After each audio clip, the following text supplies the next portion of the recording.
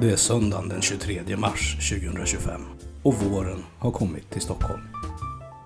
Men jag är förstås sjuk. Varför är jag det? Jo, det är för att idag ska jag resa bort, utomlands. Och det är klart att jag ska bli sjuk precis lagom till det. Jag och frugan har varit en hel del i Alperna genom åren. Sölden, Verbier, Sankt Anton, Lech, Champoluc, Cervinia, Zermatt, Val Gardena. Men i år tänkte vi att vi skulle testa någonting annat. Så därför har vi bokat in oss på en resa till Andorra.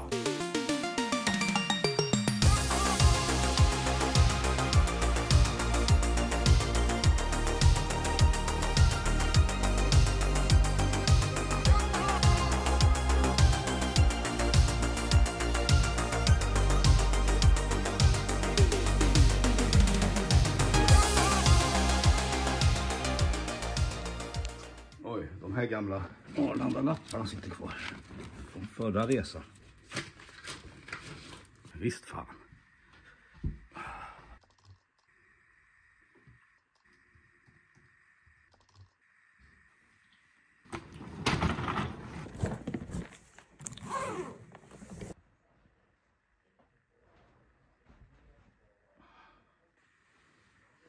Torsdag. Fredag. Så fin tröjan. 2, 3, 4, 5, 6, 7. Extra par om jag skulle skita på mig.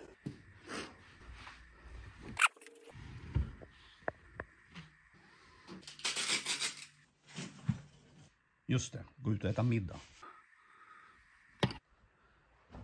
Värsta med att åka på skidresor utomlands. Man måste ha med sig så jäkla mycket skit. Det är så många situationer man hamnar i. Man ska ha kläder att resa i, man ska ha kläder att åka skidor i, man ska ha kläder att käka middag i. Det är en jävla massa grejer liksom. Där får man ju inte glömma. De här är svinbra. Det här är alltså dope skidhandskar som har en speciell beläggning här på fingrarna som gör att man kan använda en iPhone eller sköta skärmen på en GoPro. En tjockhandske. 2 tjockhandskar. Oj då, den där var... Luktar inte tårta i den här pjäxbägen.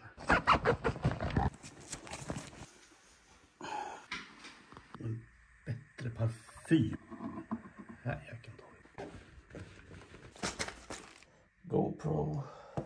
Extra minneskort. Extra batterier. Insta360 är laddad. Gimbal. Laddad. Du får stanna hemma för det är drönarförbud i Andorra. Selfiepinnen. Såna här kan man inte ha för många av. Det vet alla som kör GoPro.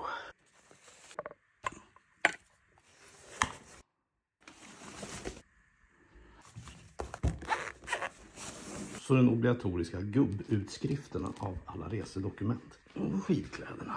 Får lösa sig på något vis. Någon jävla fördel ska man ha att man är tjock.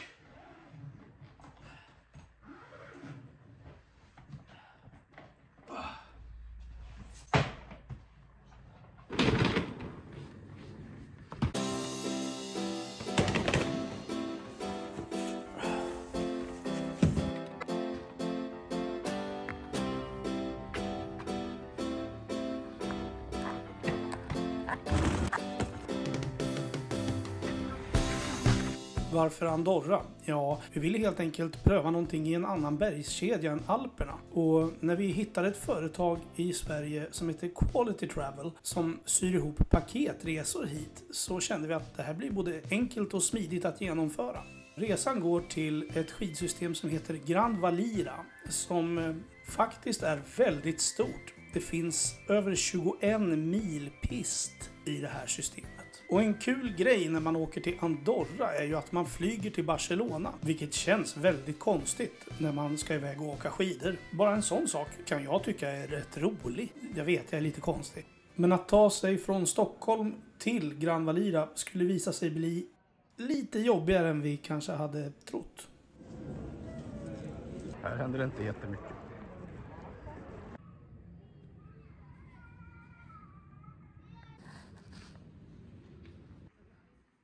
In med skidorna på specialbagage och sen vidare till säkerhetskontrollen. Då ska vi igenom säkerhetskontrollen, men dit får inte ni följa med.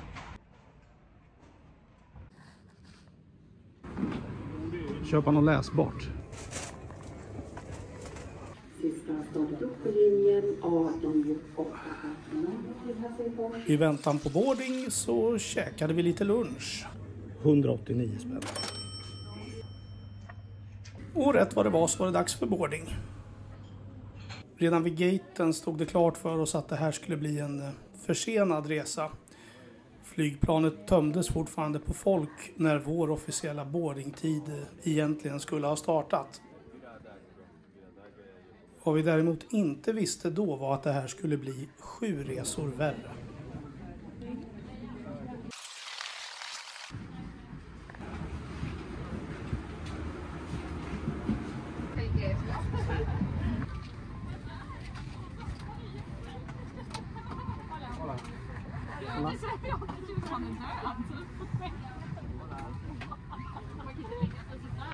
Igualmente nosotros lo que hemos decidido hacer es cerrar fuera.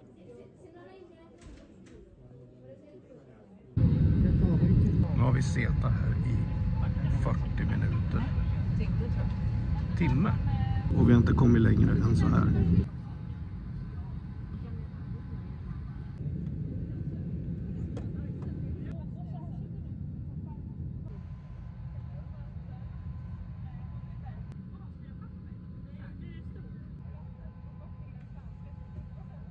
Så plötsligt började planet göra en pushback. Äntligen. Men det var lite av ett falskt alarm. Nu har vi backat ut halvvägs. Men stannat på någon anledning. Och där skulle vi bli stående en ganska lång stund innan en väldigt märklig liten manöver inleddes. Planet körde bokstavligen ett varv runt hela Arlanda. Och kom till slut tillbaka till gaterna där vi hade börjat taxifärden.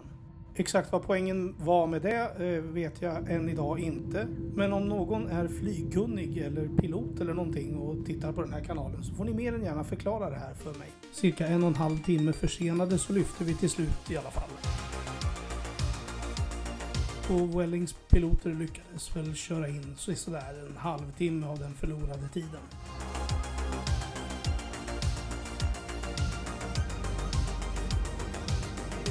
Men vi kom fram sent.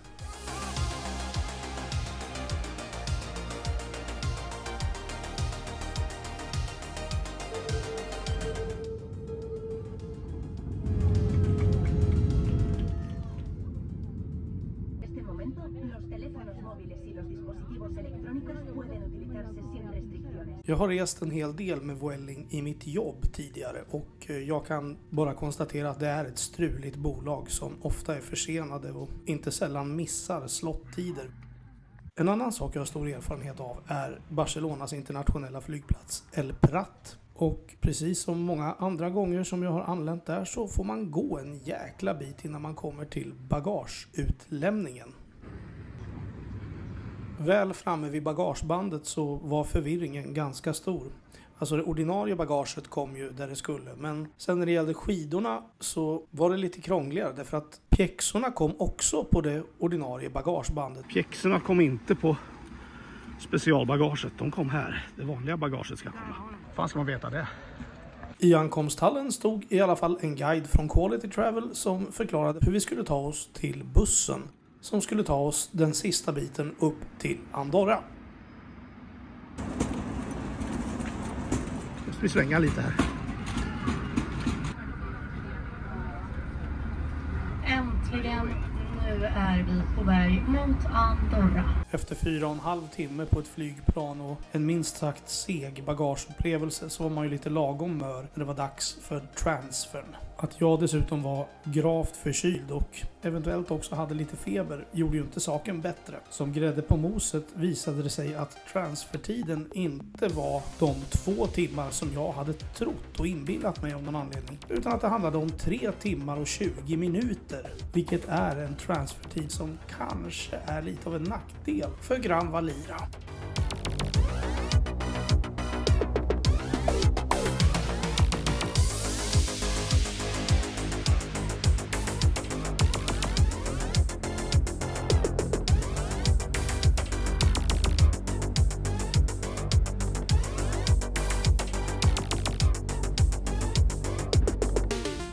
Strax efter midnatt passerade vi gränsen mellan Spanien och Andorra och någon timme senare anlände vi till byn Soldeu där vårt hotell låg.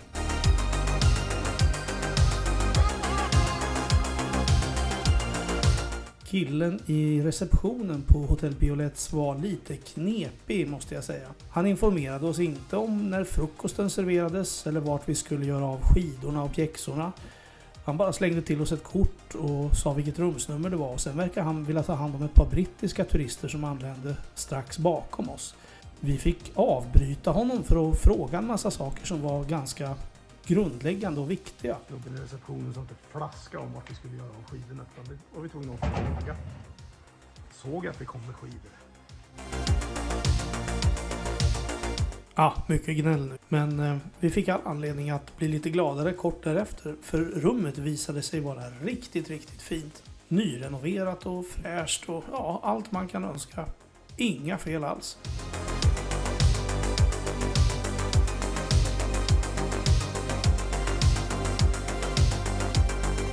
Nu var klockan en bit över 2 och det var dags för pistfettot att sova.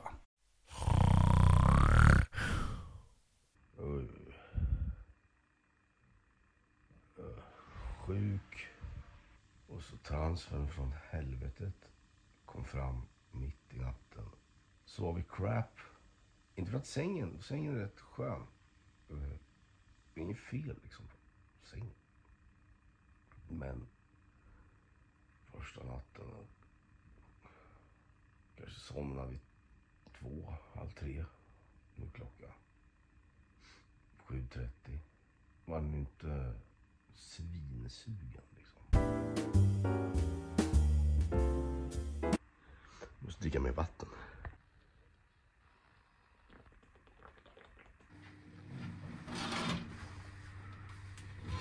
Oj.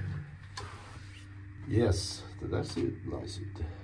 Ja, då var det dags att se vad frukosten går för på det här hotellet och boy were we in for a treat, som amerikanerna säger.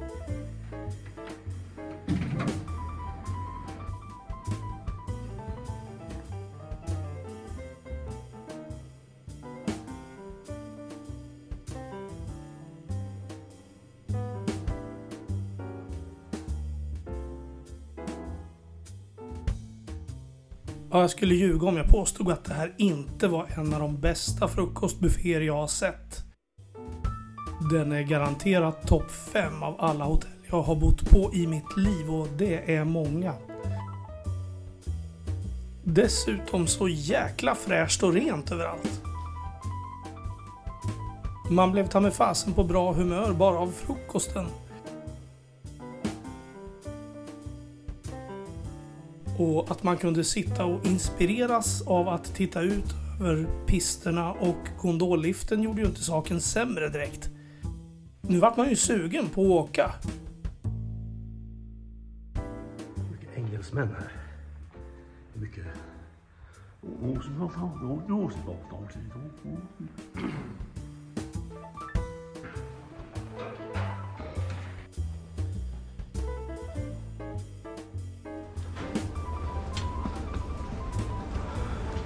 Ja, var nära liften. Hotellet Piolets läge intill gondolliften går inte heller att klaga på. Riktigt smidigt att nå liften från skidförvaringen. Ja, pistkartan den försökte jag mig inte ens på att förstå första dagen för nu var det pistvisning med guiderna som gällde.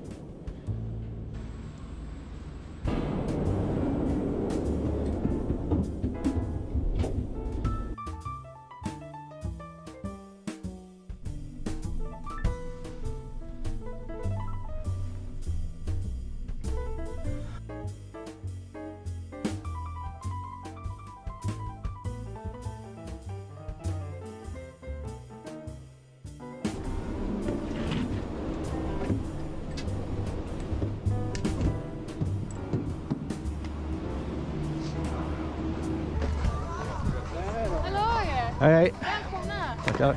Ja, Gran Valira är som sagt ett väldigt stort system så det finns alla anledning att hänga med på pistvisningarna dag 1 och 2 om man ska ha en chans att lära sig hur man hittar i systemet. Quality Travels guider är för övrigt helt jäkla suveräna. Perfekt upplägg på pistvisningarna. Tydliga, raka, inte inställsamma eller fåniga utan bara duktiga på det de gör. Det här ska Quality Travel ha en stor eloge för. Och jag ska passa på att inflika att jag absolut inte har något samarbete med Quality Travel på något sätt, utan det här är min rena, ärliga åsikt. Jag har pröjsat för allting helt själv och har höga krav på upplevelsen.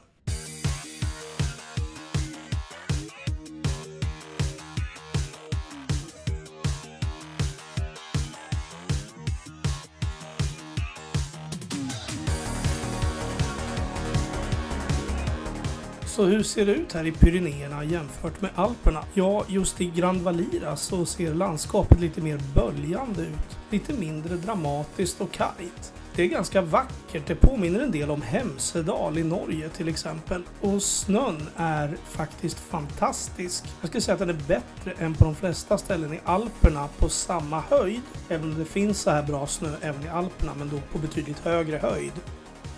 För att illustrera hur stort det här systemet är så ska jag visa på en karta hur vi har åkt. Först åkte vi upp med gondolen här och sen har vi åkt den här lilla biten ner till en stor lift.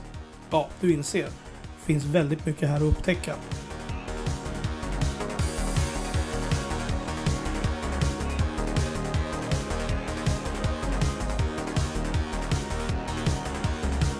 Ja, så lite obligatorisk fakta då. Grand Valira är det i särklass största skidområdet i Andorra med över 210 kilometer preparerad pist. Fallhöjden ligger på imponerande 1000 meter och det finns över 40 restauranger i anläggningen. Det finns 67 liftar och 123 nedfarter, fördelade på alla möjliga och omöjliga färger. Åkningen som bjuds är generellt sett inte allt för utmanande, men det finns branta backar om man vill ha dem. Och så finns det en väldig massa områden för friåkning. Men det är ju ingenting vi pysslar med på den här kanalen.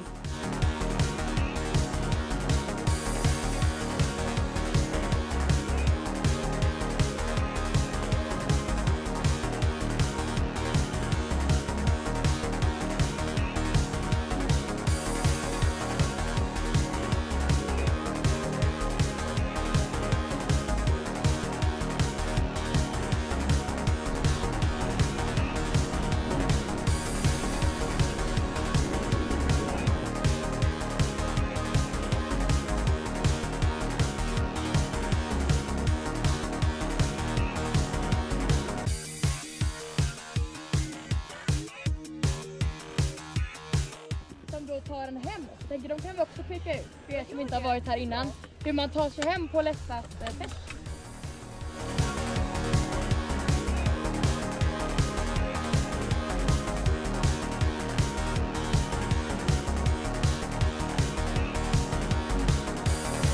Vad jag har förstått så finns det ganska många som är oroade över eventuell snöbrist i Pyrenéerna. Men då ska man veta att den här filmen är inspelad under en resa som ägde rum mellan den 23 och 30 mars. Och som du ser på bilderna så var snöbrist definitivt inte ett problem. Det fanns hur mycket snö som helst, överallt. Och i stort sett allting var öppet. Det enda som var stängt var en del liftar.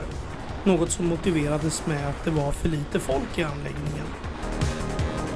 Jag kan tycka att det var något för många liftar som var stängda för att man ska behöva betala fullt pris för liftkortet. För i vissa fall så gjorde det att det tog lite längre tid att ta sig mellan olika delar i systemet. Så jag tycker att någon slags rabatt hade varit på sin plats på liftkortet, men okej, jag har aldrig ägt någon skidanläggning så jag vet inte hur jobbigt det är att få grejerna att gå ihop. Så jag ska inte gnälla.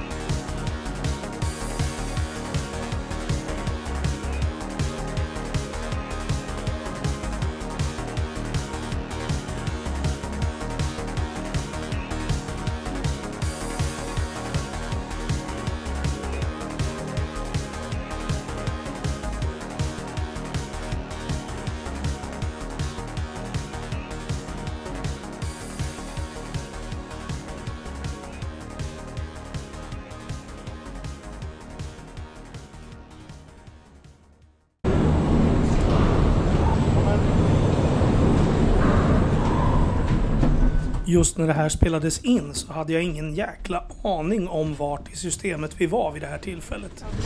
Men så här i efterhand så kan jag konstatera att vi är i den del som kallas för El Tartare. Och som ligger här. Det är en väldigt härlig del av systemet med många långa sköna pister. Pistkartan här nere, och förbi den då och sen ner till Josaden som ligger bakom. Man ser inte deras lyfthus härifrån. Jag kom på mig själv att gång på gång likna anläggningen vid norska Hemsedal. Det handlar alltså inte om storleken eller kapaciteten då, utan om hur bergen i Hemsedal ser ut. Det är också ett väldigt fint omdöme, för Hemsedal är enligt mig den i särklass mest alpina anläggningen i Skanderna, alltså den bergskedja som löper mellan Sverige och Norge.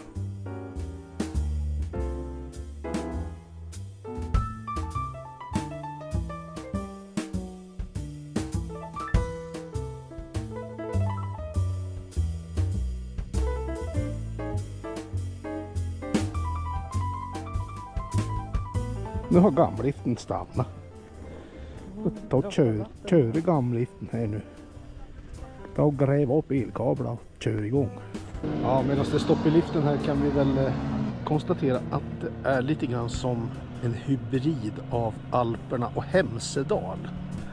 Hemsedal gånger 10, 15, 20.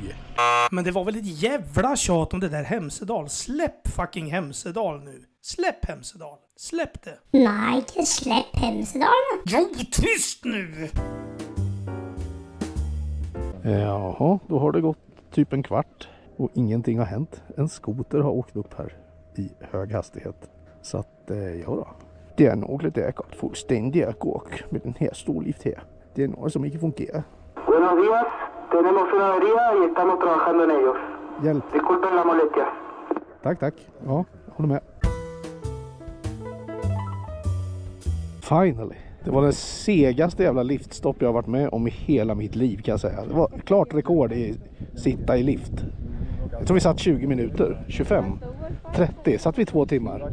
Satt vi ett halvt dygn. Det var en vecka vi satt i liften. Jag tror det var en vecka vi satt i liften. Här sitter en fotograf och väntar på att jag ska komma ner. Så han kan ta bra bilder på när jag kommer i hög hastighet. Då var vi uppe här efter många om och men.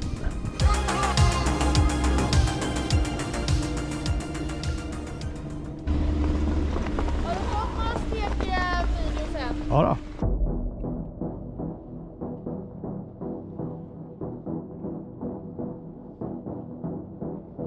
Och här i El Tartare skulle jag snart få möjlighet att åka några av de bästa pister jag har åkt i hela mitt liv. Oj, vilken smörpist. Är det någon del av området du inte får missa, så är det här området. För det är långa, härliga pister. Breda, välpreparerade, roliga, sköna pister.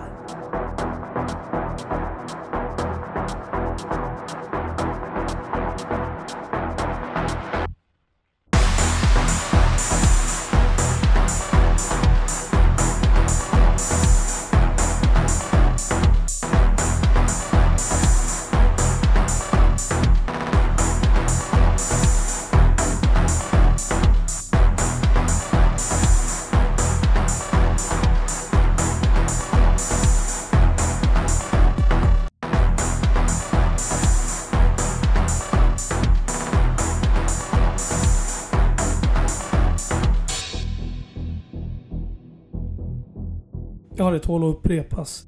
Backarna här i El Tartare är några av de bästa jag har åkt i hela mitt liv. Så att bara de backarna räcker egentligen för att motivera en resa hit. Men nu började det närma sig lunch. Och guiderna tog med oss till ett väldigt trevligt ställe i El Tartare.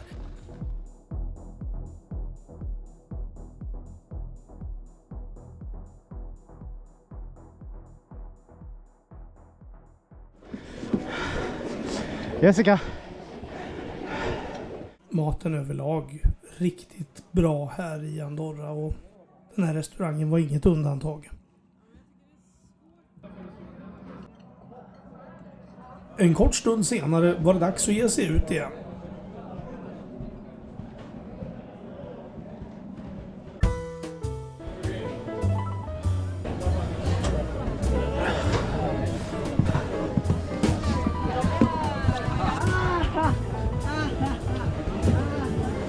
Ja, det är så muligt. Det är lite kallt där uppe och vänta på dem. Där på det är bättre att vänta här nere på för det är inte kallt här nere till.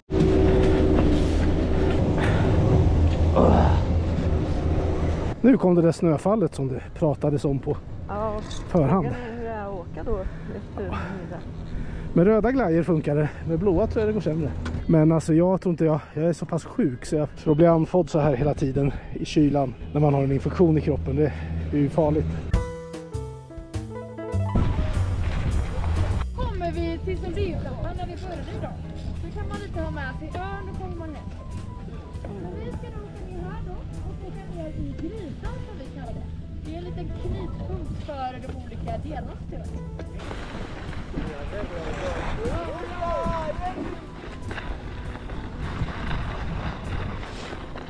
Här bakom oss har vi Mototaliften, Travel Express Soldéu, och det är en lift man måste ta för att ta oss tillbaka till det här systemet där vi bor i Soldéu.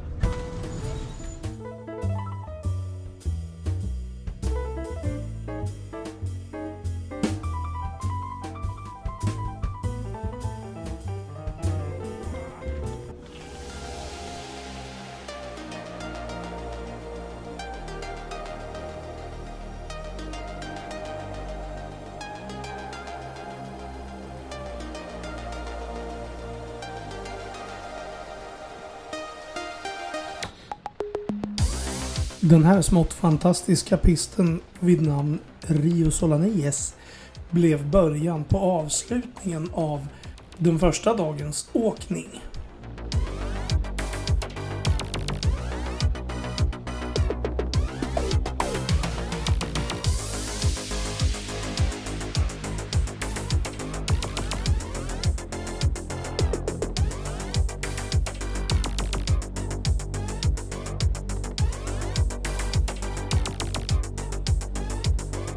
Nu återstod bara att käka middag och ta sig i säng tidigt. Så att man förhoppningsvis skulle tillfriskna något till nästa dags pistvisning.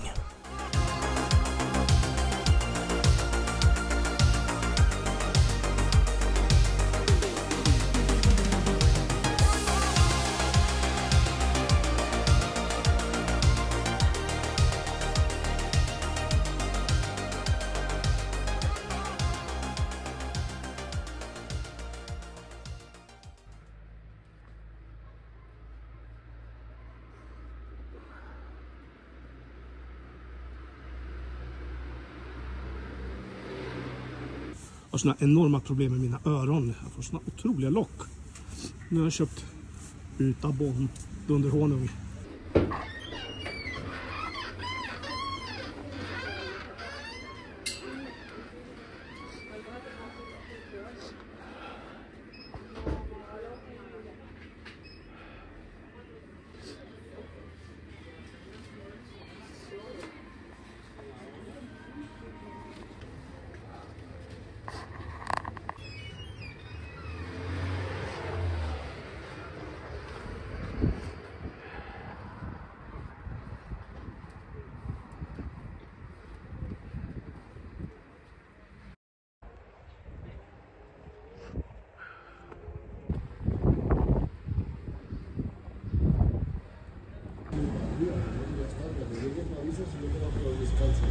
A la tienda y ya está.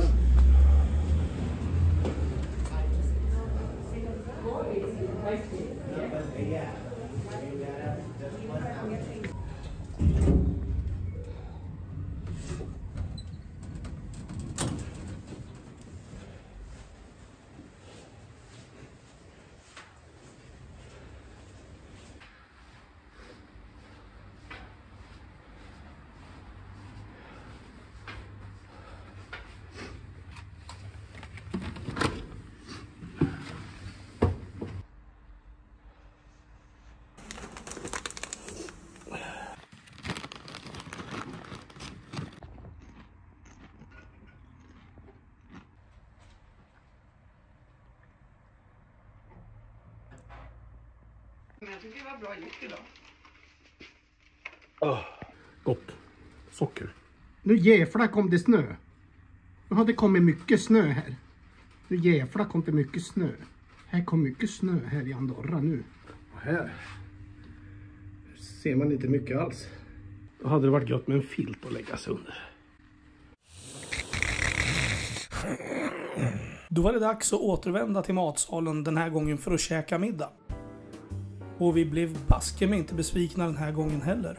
Jag har läst lite recensioner på nätet av det här hotellet där det anklagas för att likna en skolmatsal och att maten skulle vara trist. Jag håller inte med alls. Jag tycker att hotellet har en modern och fräsch matsal och att maten håller riktigt bra klass. Jag förstår inte vad folk pratar om riktigt. Men each his own, som engelsmännen säger. Jag antar att man kan uppfatta saker olika. Jag tycker det här var svinbra i alla fall.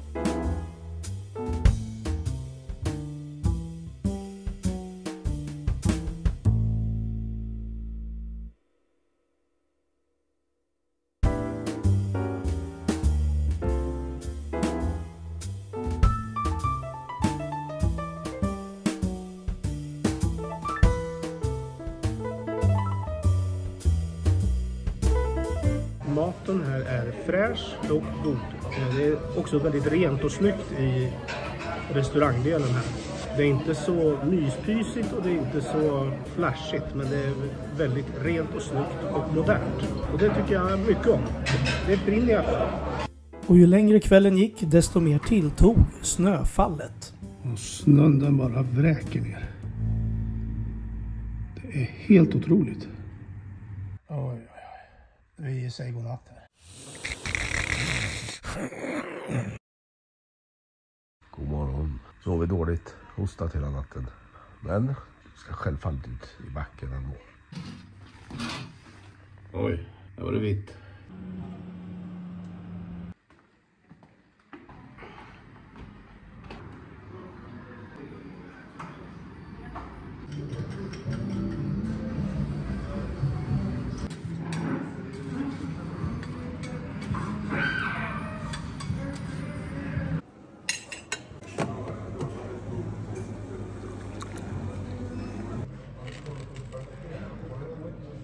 Nej, vädergudarna verkade verkligen inte vara med oss den här dagen. Och inte hälsogudarna för den delen heller. Kolla just tempen har 37,4. Alltså 0,2 lite förhöjning. Ska man åka skidor då? Ska man skita i det? Jag tog ett par Alvedon och tänker testa alla. Alltså den här snön är ju ett annat problem. Det kan ju bli lite sämre åkning idag, tyvärr. Men skidresor är svindyra, så det är bara att ge sig på till i alla fall.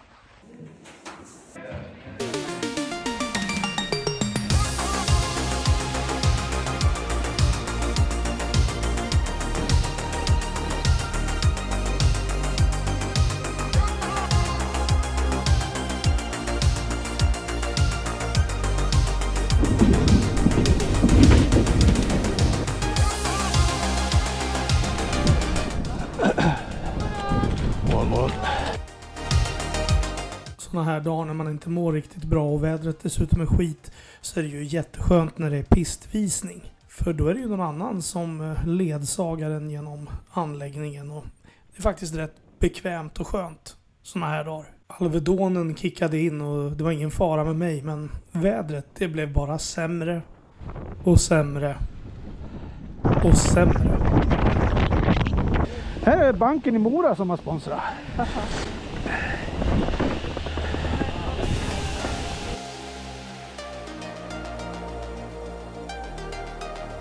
Det var en lang løfte, det hedder. Så er der tiden kommet for afstigelse af den her liften her på Pastel Casa, Graverød. Har du din mobilphone med nu? Og din computer?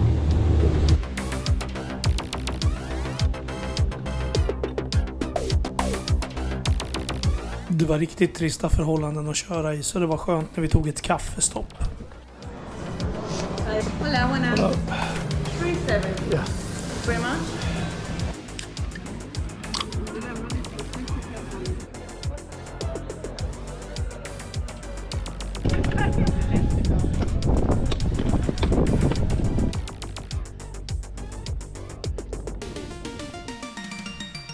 Nej, det här var väl inte vad man hade visualiserat när man bokade en vecka med vårskidåkning i Pyrenéerna.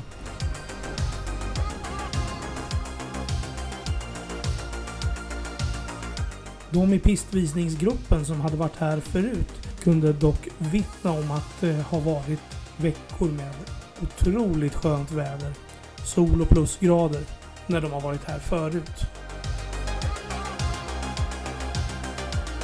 Och jag vet, det är ju alltid lite av en chansning med vädret.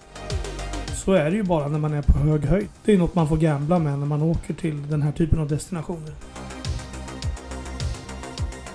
Men det är klart att man blir besviken när man har visualiserat att man ska sitta i t-shirt och dricka Aperol Spritz uppe på någon bergstopp. Och så tvingas man gå in och värma sig med varmt kaffe istället. Ja, det är vad det är. Usel sikt verkligen idag.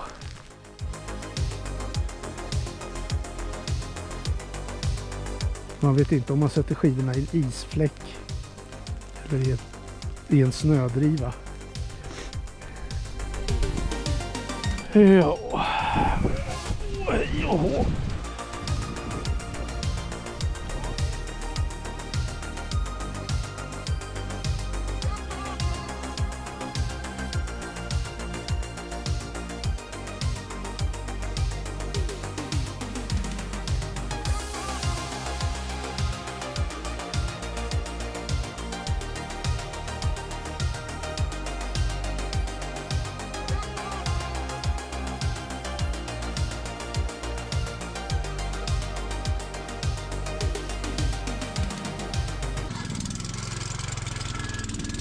Med tanke på sikten så var det ju ingen som direkt grinade när det var dags för lunch.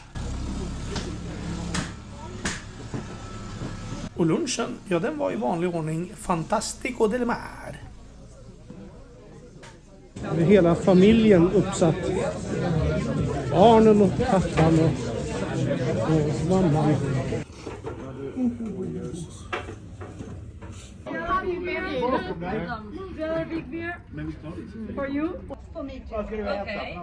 Det bidde en smarrig pasta och en flaska vatten innan det var dags att ge sig iväg igen.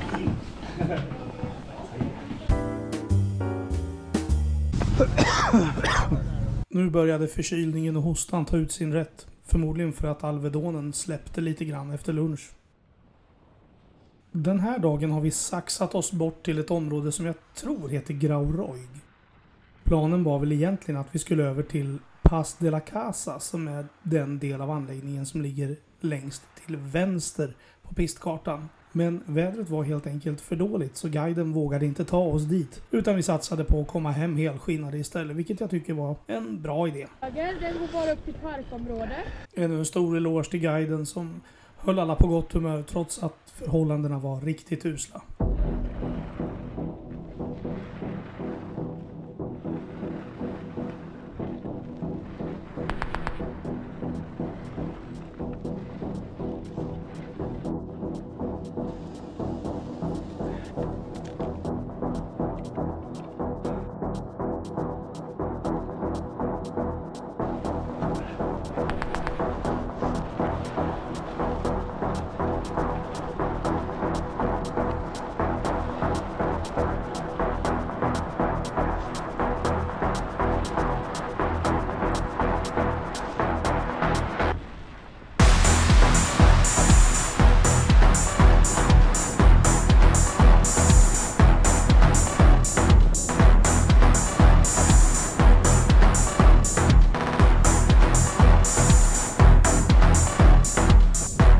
Typiskt nog så började det spricka upp alldeles i slutet på skiddagen. Men återigen, det är vad det är. Trist. Men några minuter på slutet fick vi i lite halvklart väder i alla fall.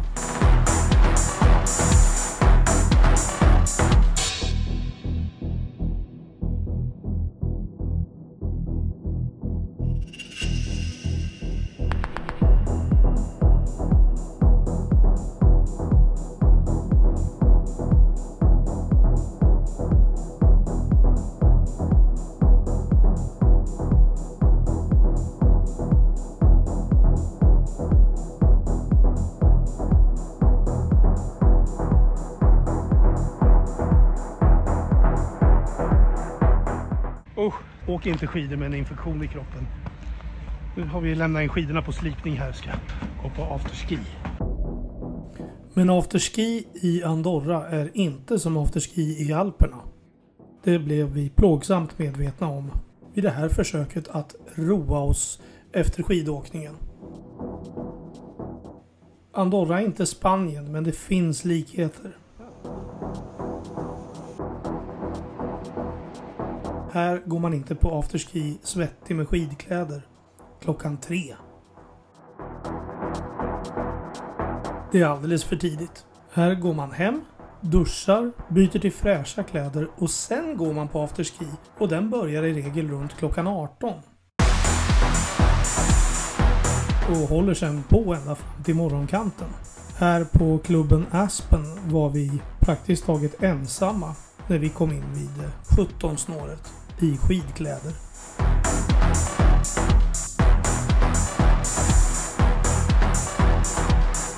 Får räcka med en öl idag.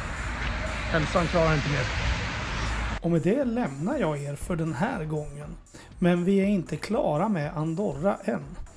Fortsättning följer nämligen i nästa avsnitt. Och möjligen finns det redan ute, beroende på när du tittar på det här avsnittet.